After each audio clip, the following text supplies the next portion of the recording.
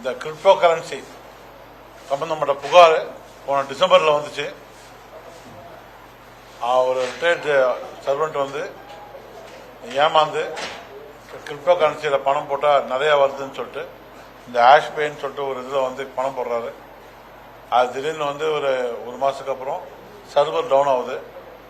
அதுக்கப்புறம் அதில் வந்து ஒன்றும் டிரான்சாக்ஷன் பண்ண முடியல. ஸோ அதில் ஏமாந்து ஒரு புகார் கொடுத்தாரு.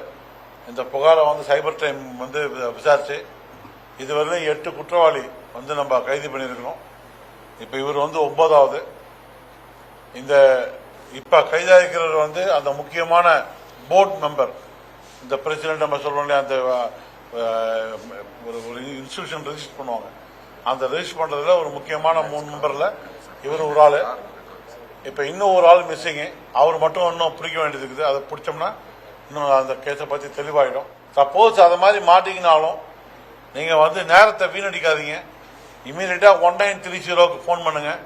1930 இல்ல cybercrime.gov.in வந்து வெப்சைட்ல வந்து ஆன்லைன்ல பதிங்க. உங்க பாண்டிச்சேரி பொறுத்தவரைக்கும் சைபர் போலீஸ் அருகாமையில் தான் இருக்குது.